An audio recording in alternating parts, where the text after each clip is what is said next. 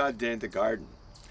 Today we're here in the garden. This is late summer, early fall, and there's still temperatures are into the 50s during the day, and even 70s, and we have some days well into the 80s, but the majority of the days are basically in the upper 60s to low 70s, and the evenings have actually dropped down into the temperatures in the low 50s, so even into the upper 40s in some parts of the state. So right now this is a change that we're doing in the garden. We're beginning to clean up the garden. But before I went into the garden, I went to my basil plant and I stripped off some of the leaves, and I sort of crushed the leaves up and sort of rubbed it over my neck, my hands, my face, and so forth. The mosquitoes are still a problem in this area until the temperature actually goes below freezing, and then which kills off the mosquitoes. But I also have another backup that I use. This is what they call Repel, and it's a lemon eucalyptus insect repellent, and I spray this over the rest of my clothes and so forth to try to keep the mosquito from biting me in that aspects of it. And in that aspects of it, we're out in the garden and we're doing harvesting. We're picking up some tomatoes, large tomatoes, and we also have some of the beef masters that are still a little green, but we're going to leave them on at this point. We're picking up peppers. We're picking up the small cherry tomatoes that I have in my hand. We have even some beans that are yellow beans that we picked, and we have different types of the hot peppers and sugar-based peppers. And here's an example of the yellow beans that we've been collecting, that we've been finding, you might say, in the bushes of the bean plants and the tomato plants at this point. It's a great time of the year, doing all this harvesting. Your work that you've done all summer is producing a crop that you can harvest. You can give some to your friends. You can can many of these products, and you'll feel good about it. That's what you planted 3, 4, 5 months ago have now come to term. And we also have areas of lettuce and kale and other types of veggies. All our lettuce have been harvested. Beans, peppers are in full production. Tomatoes are sort of toning down at this point. The temperature, their temperatures are basically in the 75 to 85 degrees where they really ripen nicely. But once they start going into the 50s, they do have a problem that their ripening slows down, and this late in the season they probably won't ripen completely. So those are just turning sort of pink. Remove them from the plant and put them in a brown paper bag, close it up, and check on them every few days, and you'll see that the ripening process will still be continuing within the brown bag. And basically that's because the tomato is actually giving off an ethylene gas, which helps the ripening process. Looking over here, the dogs are sort of roaming around looking for the critters that we have in the area, and you may hear some barking and chasing going on and probably during the presentation. But this is a good time of the year to start cleaning up all the tomato plants. I mean, we're pulling all our tomatoes. This is late September, early October. We're pulling all the tomato plants that haven't ripened out of the garden. Again, these are plants that may have some diseases, late blight, and other types of diseases that we're taking them off site. We're not putting them in the compost piles. We're just putting them off site, and any other disease plants you may want to remove from the site. And this is a good time to check on other plants. Some of the raspberry plants, I've seen some dead branches that we're going to be cutting out pretty soon and getting them cleared out. Any disease plants, again, should be removed from the site. And looking at your shrubs, see, we don't have that much of a problem with shrubs, but we do have a check on them and see if certain areas have died back, and we want to know why. If just a certain portion of the shrub has died, and we'll look at that. And we also are taking trips to the box stores and so forth, and the Home Depots, Walmarts, and others, so forth, to see what's going on in sales. This is a good time of the year that these stores are trying to get rid of their summer products, and they're giving sales on plants, tools that you may want to stock up on for yourself or for gifts for the upcoming Christmas season. And we also noticed some of the bigger shrubs that are balled up. You know, you almost have a big, almost the size of bigger than a basketball, and they're usually wrapped in burlap. But now I'm observing that they're in sort of a polyethylene cover. It's almost a plastic cover. And this is very important, that if you do buy these types of shrubs, you make sure you remove all the polyethylene covers, because it'll prevent the plant from absorbing any water that's around once you plant the shrub. So remove the entire wrapper, polyethylene wrapper, from the plant, and you'll have a happy plant at this point. And we're also going around to the grasses that we have here. We have ornamental grasses that we're cutting so we can make arrangements to display in the house. And we're finding that some of the taller ones, we had some heavy windstorms this past season, and some of them have bent over, so we've been trimming those around. But we still have a good column of plants, and they're very interesting to look at. Basically, we have a small garden here, so we've got the dwarf types, and we have one dwarf fountain grass, which grows just about 2 to 3 feet tall, and it sends up spikes of flowers. And here's an example. It'll send up shoots like this, and once you cut a good portion of them, they make a nice decoration in the house, and with other flowers and plants. You can get them. They actually have a miniature hydrangea. I was really shocked when I saw this, in the point that one individual at his home, he had 3 of them leading towards his stairway, and one was white and one was blue, and they also come in red, but they were just 2 feet tall, and they made an impressive sight instead of the large shrubs that we'll see later on.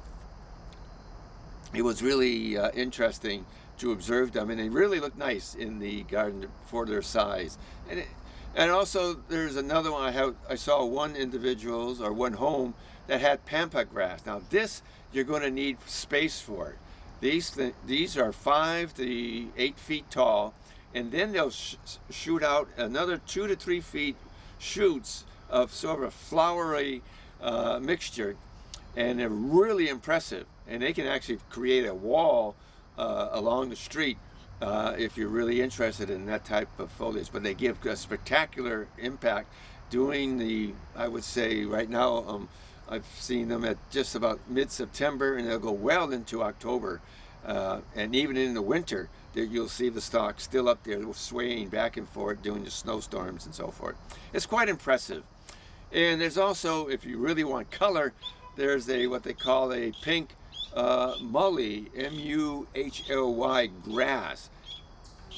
Once it's grown, the entire bush, you might say, is pink, bright fluorescent pink, and it's quite impressive from a distance.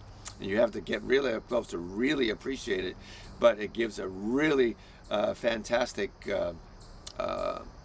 effect in the garden. So you're checking all your plants.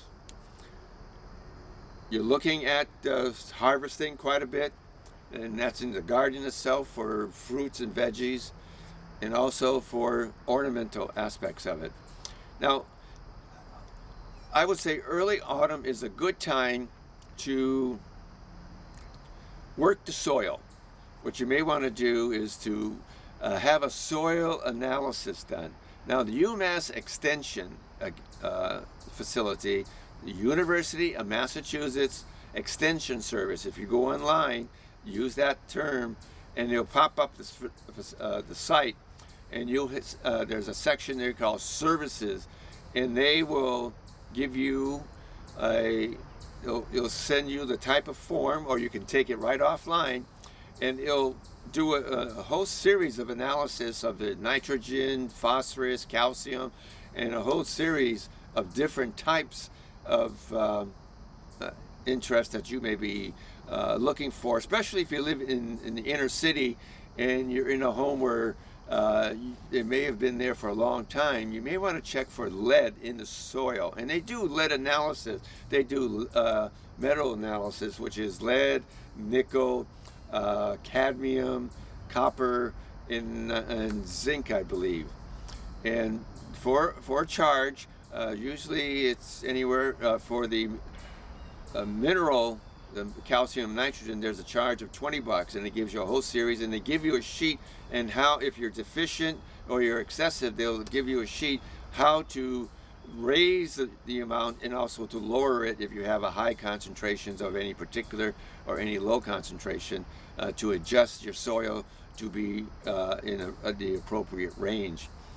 They also have an extensive video gallery on different subjects, research that's being done, certain at-home projects, how to do your gardens and so forth. It's a real interesting site that you should be looking at. Now, we also have a situation now with the temperature that we're looking at is basically in the upper 40s in some areas of Massachusetts. But be careful of house plants that were pushed outside for the late spring, summer, and early fall.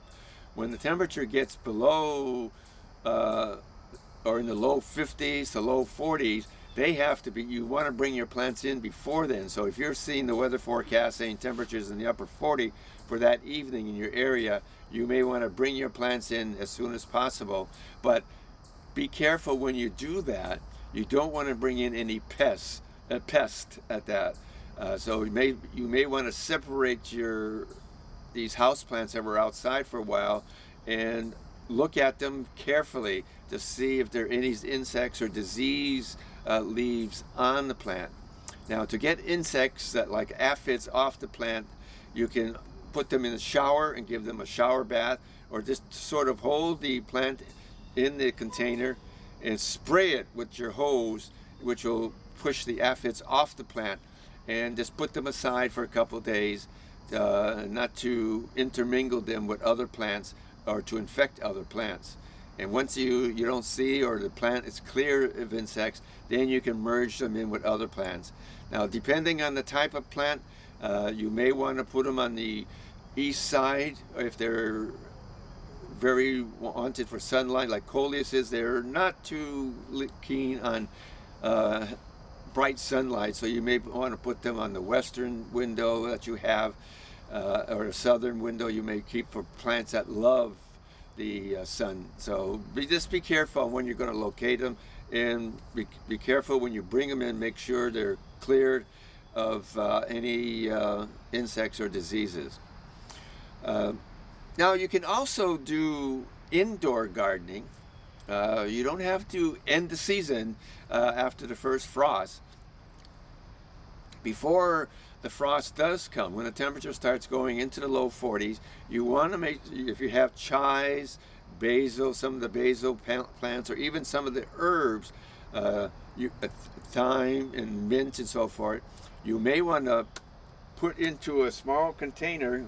Well, I don't have one here, but put them into a small container and put them on the windowsill and give them water on a weekly basis, and you can harvest them at this point for your meals and enjoy the fresh herbs from your indoor gardening. And it gives a real taste to the food depending on what you're using them for. Now, the reason we're cutting or removing the tomatoes at this time, tomatoes do not do well with temperatures in the low 50s, especially below 55 degrees.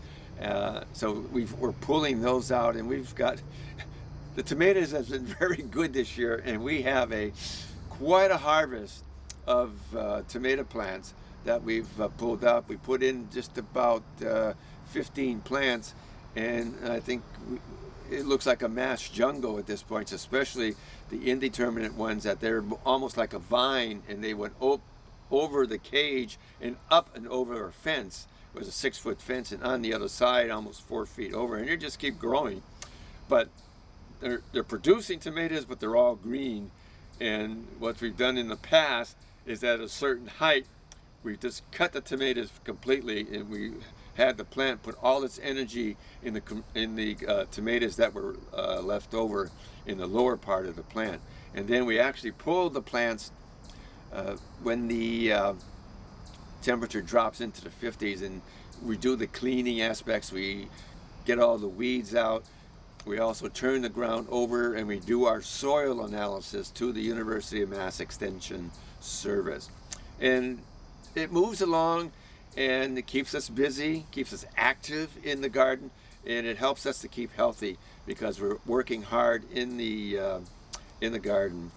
Now, we've been looking around at the plants, and we find that some of the perennials, especially the daylilies, the irises, some of these plants have expanded.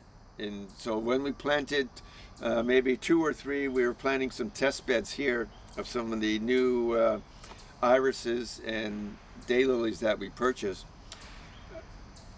They probably fit into a 1x4 area, but now these particular beds have grown 3 feet wide and almost extended almost 6 feet in size. So they've become large beds, and the larger the bed, the more crowded they are, and there's less nutrients getting to some of these plants, and the flowering has decreased. That we've noticed this, especially within the past 2 years, because we planted these beds almost 5-6 years ago, and now we've noticed that there are flowers. I mean, these daylilies and irises come up no matter what, but there's not as many, and the concentration seems to be smaller. So this year we made an effort to take these out and produce smaller beds or smaller pockets of these daylilies, and we made little islands. We took let's see, we have an 8x8 area, and we put in sort of 15 islands of irises and daylilies, which should have quite an impact. So we're pulling these plants out, and we're splitting them, and they're very easy to split, and we're doing that just by taking a small section up, and then we push it down and just split it, and it opens quite a bit. So we've done that. We covered the tomatoes, we covered the new beds that we're talking about, and also we have a small question I have to ask you. Have you been taking notes? Now, we've talked about this in early spring and late spring about taking notes, mapping out your area, and also almost carrying a particular notebook. You're doing almost like a research project, that you're looking at the plant, you're looking at the basil plants that you liked, and now some of the basil plants we have are just about 3 feet tall with their seed stalks, and they look very healthy, and that's a particular type of basil I'll be getting next year because it gave a fantastic display. The pepper plants we put in, the variety in the time they started from the flowering to right now we're harvesting gives us a time cycle that when you look on the little seed packages or the labels that they have, they'll say within 45 to 60 days, and right now we're harvesting just about within the 50 to 60 day period that we put in plants in the ground. And they got I'm looking at a plant now that has 1, 2, 3, 4, 5, 6, 7, 8, almost 17 green hot peppers on them, and a couple of them have actually turned red. And so we're going to get, and that's just one plant, and we have 10 of those. So my friends are going to get a lot of hot peppers in the coming week. At this time, we're doing a lot of harvesting today with the removal of plants. So remember, you got to look at it in the plants that are productive. Some are non-productive or just didn't make it or just didn't have it. So you want to, and also during the process, out of the 15 plants we had, I think we removed 2 of them for some reason that they just sort of shriveled up and died. And I think it was basically the main handling, because we've taken care of these other 13 very well, and they've done a great job. So we lost 2 out of the 15. So it's still a good, we got a good 70 to 80% flowering and producing of plants. So we're happy with that type of variety. So again, any diseased plants, remove them from your garden, and remove them from the site, and don't put them into the compost pile. All right, we've also planted some onions. We got 4 rows of onions that you see here, and they're working along. They're just about 4 inches tall now. We'll probably get another clipping of those. We're not going to harvest the bulbs. We're going to leave them in, but we're going to do the clippings. We've already done the first cut on some of these clippings, and we're very happy with them. Now, we've been talking about a lot of activity that we're doing here, removing of plants, harvesting, and so forth. Now we're talking about, once we've removed all the plants, we have a lot of these structures that are still up, and these are the tomato holders, the trellises that you have, and other types of equipment that help you to grow your plants and so forth. So basically, you're going to be taking your stakes for your tomato plants, or the cages that you have, and trellises that you may have especially for the small tomatoes and cucumbers. We actually had a lean-to of metal for our cucumbers that were climbed up the structure and then dropped their cucumbers through the holes, and we just went under and just picked the plants for the garden. And now, since we removed the cucumber plants, we have some wild tomatoes that we had last year, seeds that sort of sprouted up and started climbing up on that, and we're going to let them grow for probably another week, because they're in full sun and they're getting they're sort of sheltered from any cool breezes and so forth. So they're going to stay a little longer. So we'll see what happens with that. But we're going to take the other structures, clean them off, check the wooden stakes if you have those, see if there's any rotting going on, because you are putting them in wood into the ground, and there's a world of insects and other moisture getting into the wood, and they become very unreliable, and just sort of chuck them into the trash and get them out of the way. We're also going to be draining hoses of water later on this week to get the water out of these hoses so we can roll them up and to hang them off the ground. And you don't want water in your hoses during the winter, because some of these plastic hoses will not be able to hold the pressure of the ice pushing outward, and you'll have crack hoses in the spring of the following year. So make sure you drain the hoses, store them properly, and storing is a good point here. Now, if you're using insecticides of any type, you should tighten them up, type the caps off, or the cans, make sure you put them on tightly, put them in a box, and put them on the shelf higher up than what your children can reach for. These are very dangerous, and also have a number on that box for the poison control. So if something does happen, your children get into everything, you may want to make sure your child is safe by protecting them, by storing them properly, and putting them away high enough that the child cannot reach them. Now, also, this is the time that you're planting bulbs. You have daffodils, tulips, hyacinths, and they have a whole series of different types of bulbs that you can plant.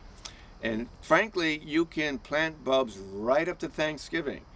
But the concept is, the earlier that you plant the bulbs, it's easier for the bulb to create the roots for next year's crop of flowers. So if you're planting in September, this is a good time to do it. We're in mid-September now, and so the next couple of weeks you plant your bulbs. You give them a chance to shoot the roots out of the bulb before the ground freezes. Now, if you plant them up to Thanksgiving, there won't be any root growing, but it will be in the spring that the roots will come out. But instead of coming out at a early time in the spring, you'll have them coming out at a later time, anywhere from 3 to 4 weeks delay in the actual blooming. Everyone else is who put in early bulbs will be blooming. Yours will be just be coming out of the ground, and probably another 2 weeks before they actually flower enough to give you some coloring. Also, you have we've done a lot of squash this year, and I got calls or questions, and frankly, at the supermarket, at meeting people going up and down the aisles, asking that they have white spots on their zucchini or squash leaves and so forth, and they're saying after a week or two that they spread and the leaves turn brown and they just crumble to the ground, and then the whole plant that seems to be affected. Now this is what they call powdered mildew, and basically it starts very small with little white spots. It's basically a spore or virus in the air.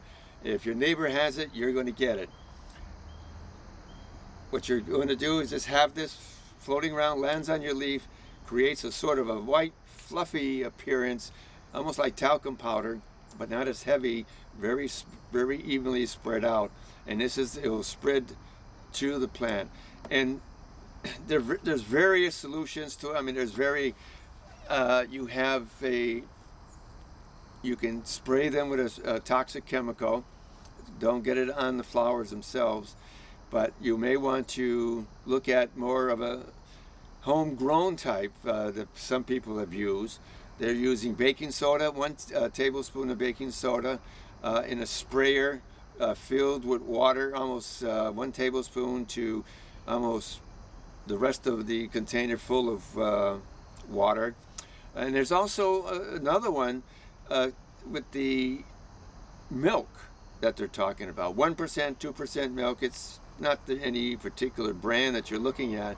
You take 1 part milk and 9 parts of water. So basically a good portion of it is milky water, and you spray this on the top leaf and also under the leaf, on the bottom part of the leaf also.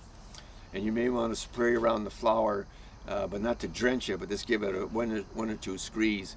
But most of the material should be on top.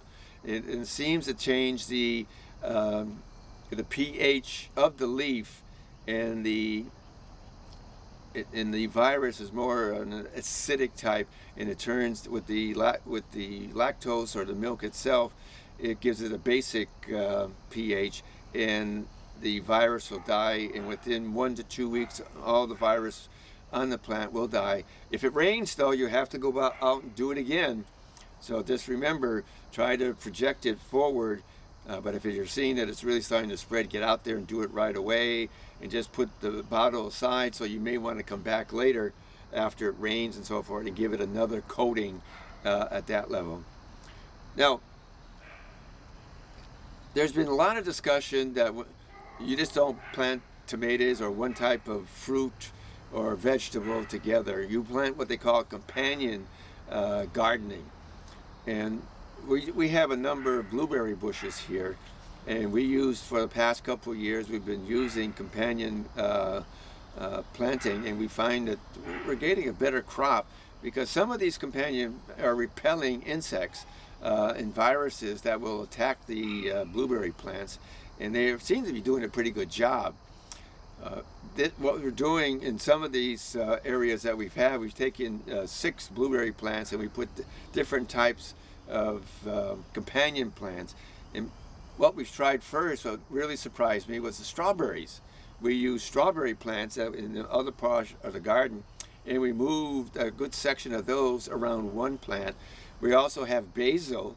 We more use a smaller basil, but they sort of intermingle with the branches, the lower branches with the plants, and it seems like insects are really not going up the branches themselves, and it seems to be doing a good job. We also try sage, thyme, and we also did dill, and this year we tried parsley mixed with strawberries, and they seem to be doing pretty well. So I mean, it's just a thought that you could use, but we do have a we do put sort of an acid fertilizer around them in the spring, and even these particular plants, companion plants, seem to adjust to the acid fertilizer. And we also put pine needles as a mulch around the plants, and all the plants seem to do very well with these mulch and the fertilizer. And we get a good, frankly, the crop is so good we have to net them so the birds don't come in. But we also tried a red blueberry, which that's what they call it, and we find that the birds are sort of confused on it, that they're looking at it as that the blueberry's not ready yet, and so we'll leave this plant alone. And they don't sort of land on the netting to get at this particular plant. They seem to be on the other four that we sort of shoo them away. We have little devices flirting in the air to stop the birds from arriving on the netting. But it works out. Companion plants are working. Try one of them. Again, we use strawberries, basil, thyme, sage, dill, parsley, and we even use a flowering perennial, a coneflower, and they come up and they stay from from mid-summer right up to almost 2 weeks ago, and this is early September, early fall. So coneflowers are good and gives a real colorful effect on that particular plant.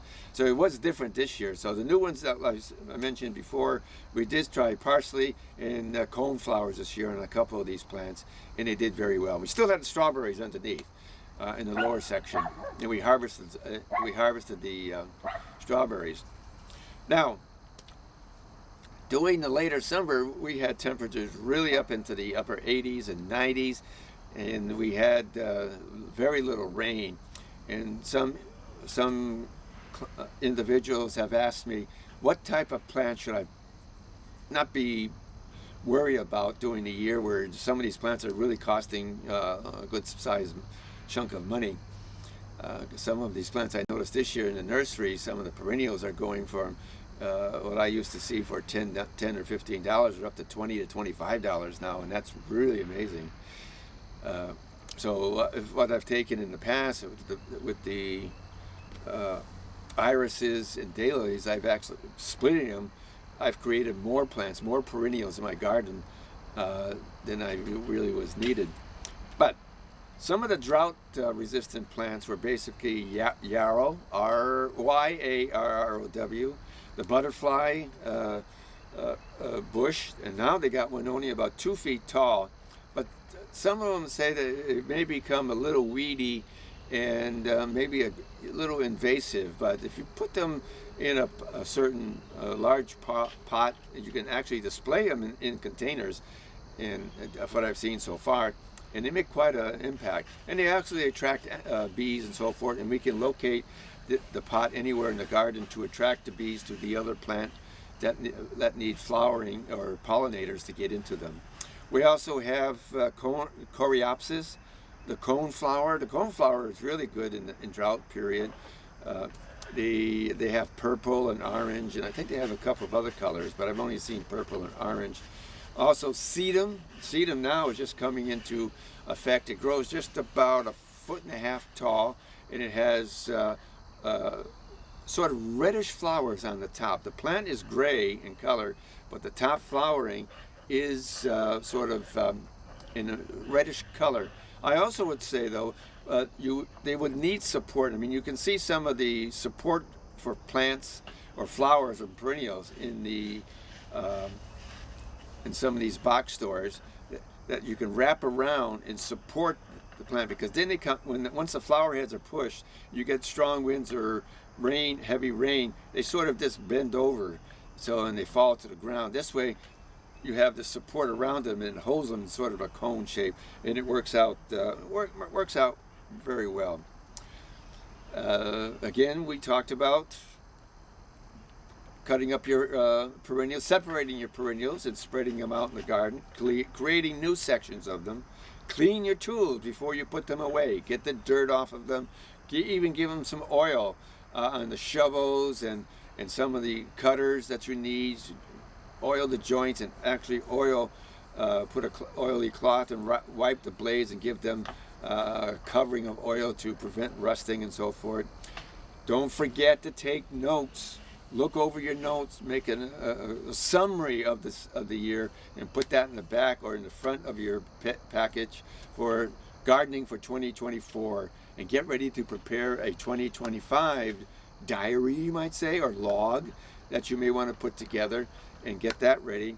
And don't forget, University of Mass Extension Service online to do a soil test. If you haven't done the soil test, or you haven't done it in more than 3 to 5 years, you may want to do it this year, because you can, with all the planting and gardening, and even though you're putting fertilizer in, you may have some deficiency in the garden and in plants. Right now, that we're going to conclude with the discussion, and we're going to go and just look at the garden, see what we've done. We've also taken walks in the neighborhood and see what the neighbors are doing for their gardening and how they garden this year and what's out there for display. And we're also seeing a little early, you might say, this is late September, we're seeing these 8 to 10 foot skeletons that are out in the front lawn. I mean, they're getting ready for Halloween. I mean, the weather is beautiful to set up, so it may be a good point, but it's just a little early for me.